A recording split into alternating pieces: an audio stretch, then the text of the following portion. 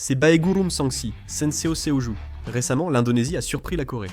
Ce n'est pas la première fois que ce pays prend la Corée à revers pour la contribution au KF-21, mais cette fois, c'était important. L'Indonésie a commencé à coopérer avec la Corée du Nord. Aujourd'hui, nous allons examiner cela de près. Regardons tout de suite. L'Indonésie est partenaire dans le développement du chasseur supersonique coréen KF-21. La Corée a été très stressée par la réduction unilatérale par l'Indonésie de sa contribution au développement du KF-21 de 1,6 trillion à 500 milliards de won. À l'origine, depuis 2016, l'Indonésie avait accepté de payer environ 20% du coût total de développement, en échange de la production d'un 48 chasseurs en Indonésie.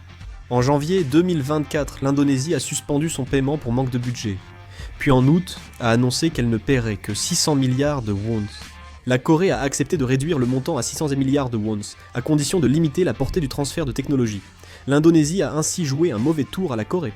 La Turquie a alors signé un contrat pour acheter 48 avions de chasse Kaan de 5e génération. En plus, 5 ingénieurs indonésiens étaient envoyés à Korea Aerospace Industry. Mais ces 5 ingénieurs ont été pris en flagrant délit, alors qu'ils tentèrent de dérober secrètement des documents sur le chasseur KF-21. En décembre 2024 et ont été transférés au parquet. Un problème plus grave, l'Indonésie vient de promettre une coopération technologique avec la Corée du Nord. C'est la première visite officielle en 12 ans de la ministre indonésienne des Affaires étrangères en Corée du Nord. L'Indonésie et la Corée du Nord ont longtemps maintenu une coopération diplomatique étroite sur la base de relations amicales de longue date, mais cette fois, ils sont allés directement en Corée du Nord pour promettre une coopération technologique. En conséquence, des inquiétudes sont soulevées quant au risque de fuite de la technologie du chasseur KF-21, développée conjointement avec la Corée du Sud. Sugiono, ministre indonésien des Affaires étrangères, a rencontré Choi Son-in, son homologue nord-coréen, lors du 80e anniversaire du Parti des travailleurs de Corée du Nord, selon la radio publique Alarai. Au cours de ce processus, le ministre Sugiono a signé un protocole d'accord avec Choi Son-in, le ministre nord-coréen des Affaires étrangères, concernant la coopération dans le domaine des technologies de défense. En conséquence, de nombreuses personnes expriment leurs inquiétudes. Le problème est que l'Indonésie a contacté la Corée du Nord sans consultation préalable avec la Corée du Sud. Une consultation avec la Corée du Sud est nécessaire pour coopérer avec la Corée du Nord en technologie et de défense, mais aucune demande n'a été faite. Ils se sont précipités en Corée du Nord pour signer un protocole d'accord sur la technologie de défense. De nombreux experts expriment de vives inquiétudes face à la situation actuelle. Les avertissements se multiplient, soulignant qu'il n'est pas possible d'exclure totalement la possibilité que la technologie de défense avancée de la Corée du Sud se retrouve dans un pays tiers, alors que l'Indonésie établit une coopération technologique avec des pays sanctionnés par la communauté internationale comme la Corée du Nord. La Corée du Nord a cherché à obtenir des technologies militaires étrangères pour renforcer rapidement ses capacités aériennes, missiles, guidage et guerre électronique, domaine où elle était limitée. La coopération avec l'Indonésie est donc très sensible car elle suit les intentions de la Corée du Nord. En particulier, l'Indonésie, en tant que pays co-développeur du KF-20, dispose d'un accès considérable au niveau des ingénieurs et des technologies. La conception structurelle des avions de chasse, les équipements avioniques, la technologie radar et les systèmes d'intégration liés au moteur représentent à eux seuls le cœur de la compétitivité de l'industrie de défense sud-coréenne. Les experts s'accordent à dire que si de telles informations venaient à être divulguées à l'extérieur, cela pourrait non seulement représenter une simple perte, mais aussi ébranler fondamentalement la sécurité nationale. La Corée du Nord renforce récemment ses échanges militaires avec la Russie, tout en augmentant ses contacts diplomatiques avec les pays d'Asie du Sud-Est. Ceci est vu comme une stratégie pour contourner les sanctions et sécuriser de nouveaux canaux technologiques. Ainsi, dès l'annonce d'une coopération technologique avec l'Indonésie, des experts en diplomatie de la défense ont rapidement évoqué que la Corée du Nord pourrait utiliser l'Indonésie comme intermédiaire technologique. L'Agence pour le développement de la défense veut bloquer cela fermement. Il précise que selon les accords de confidentialité, les technologies du KF-21 sont confidentielles et l'accès au personnel et aux documents est strictement limité. Ils ont aussi précisé que le séjour et les activités des ingénieurs indonésiens en Corée sont étroitement surveillés. Cependant, l'inquiétude du public ne s'apaise toujours pas. Cela s'explique par le fait qu'il y a eu par le passé des cas où des ingénieurs indonésiens ont été surpris en train d'essayer d'exporter des documents sans autorisation. Bien que l'affaire ait été classée sans suite, beaucoup ont déjà ressenti que ce n'était peut-être pas un simple incident. L'inquiétude vient de souvenirs accumulés depuis cette époque. Pour la Corée, qui possède la technologie, il est essentiel de bloquer toutes les possibilités. Et en même temps, elle se trouve à un moment crucial où la confiance des pays partenaires est mise à l'épreuve. La Corée du Nord élargit son horizon diplomatique en Asie du Sud-Est. Après avoir maintenu des relations amicales avec la Chine et la Russie, la Corée du Nord cherche activement à rallier les pays de la région d'Asie du Sud-Est. On constate que la Corée du Nord veut briser son isolement et montrer l'inefficacité des sanctions pour apparaître comme un État nucléaire normal. Actuellement, à l'occasion du 80e anniversaire de la fondation du Parti des travailleurs, la Corée du Nord a invité les chefs d'État du Vietnam et du Laos. Cela fait 18 ans qu'un dirigeant suprême du Vietnam s'est rendu en Corée du Nord et 14 ans pour un dirigeant suprême du Laos. Comme mentionné, le ministre des Affaires étrangères d'Indonésie a visité la Corée du Nord pour la première fois en 12 ans, illustrant l'intérêt nord-coréen pour la diplomatie. La Corée du Nord a traditionnellement accordé beaucoup d'importance à la diplomatie avec les pays de l'Association des Nations de l'Asie du Sud-Est. Le seul forum régional multilatéral où participe la Corée du Nord est aussi celui de l'Association des Nations de l'Asie du Sud-Est.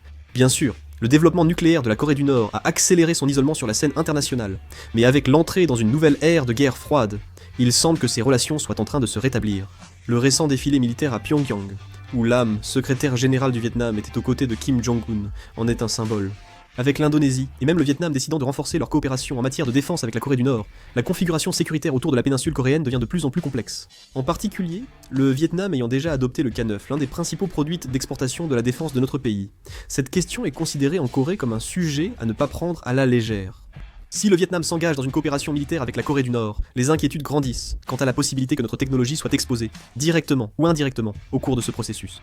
En effet, le 10 octobre, Choi Son-hui, ministre des Affaires étrangères de la Corée du Nord, No Kwang-chol, ministre de la Défense, ainsi que Phan Van Giang, ministre de la Défense du Vietnam, et Lee Hoai-trung, ministre adjoint des Affaires étrangères, se sont rencontrés en Corée du Nord et ont officiellement convenu d'élargir la coopération dans divers domaines tels que les affaires étrangères, la défense et la santé. La présence simultanée des chefs des affaires étrangères et de la défense des deux pays montre leur volonté réelle de coopérer.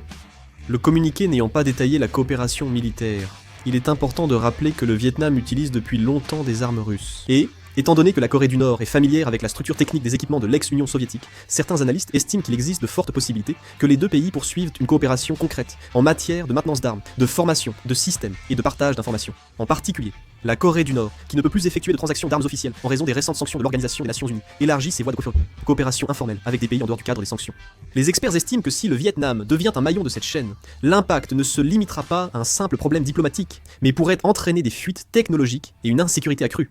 Le K9 est une arme stratégique dotée de technologies clés comme le contrôle du canon, le dispositif de tir et le chargeur automatique coréen. Le Vietnam collaborera avec les ingénieurs coréens pour le transfert de technologies et l'entretien local de cet équipement. C'est pourquoi, si la Corée du Nord venait à accéder indirectement à une partie de la technologie coréenne via le Vietnam, cela pourrait se transformer en un risque sécuritaire grave. Le gouvernement vietnamien affirme respecter les sanctions de l'Organisation des Nations Unies et juge compliquée toute coopération économique ou militaire avec la Corée du Nord. Le Vietnam a récemment renforcé ses liens avec la Corée du Nord, la Chine et la Russie, tout en affirmant son autonomie diplomatique face à l'Occident. Cette tendance pourrait accroître la coopération en défense. Le problème, c'est l'approche de la Corée du Nord. La Corée du Nord privilégie la coopération dans la zone grise des sanctions, comme les échanges technologiques, l'entraînement militaire et le partage d'informations, plutôt que la vente directe d'armes. Cette méthode permet d'obtenir des informations militaires, sans enfreindre les sanctions de l'Organisation des Nations Unies. Ainsi, la coopération avec le Vietnam servirait de canal. La Corée du Sud s'inquiète que des pays ayant acheté ces équipements de défense, comme le K9, renforcent maintenant leurs liens militaires avec la Corée du Nord. Même si chaque pays prend des engagements de sécurité et met en place des mesures pour empêcher la fuite de technologies, le niveau de gestion sur le terrain varie énormément. Cette initiative du Vietnam devient une nouvelle variable dans la sécurité de la péninsule coréenne. La Corée du Nord déploie une stratégie pour rompre son isolement via ses liens avec l'Asie du Sud-Est. La Corée du Sud doit donc se préparer sérieusement à une intensification possible de ses actions. Cette affaire dépasse la diplomatie indonésienne ou vietnamienne et devient probablement une nouvelle variable de sécurité entre la péninsule coréenne et l'Asie du Sud-Est. Le fait que la Corée du Nord renforce sa coopération diplomatique et militaire avec les pays d'Asie du Sud-Est est clairement une démarche stratégique visant à la fois à contourner les sanctions et à acquérir des technologies. Le risque d'exposition indirecte des technologies de défense sud-coréennes augmente. Il faut donc renforcer la protection gouvernementale et élargir la surveillance des informations. Sur le plan diplomatique, la confiance entre la Corée du Sud et l'Indonésie ou le Vietnam risque d'être fragilisée si ces pays se rapprochent de la Corée du Nord.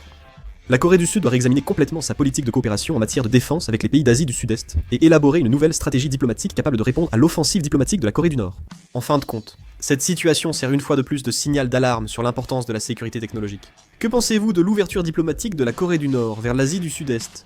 Partagez votre avis en commentaire. C'est tout pour cette vidéo, merci.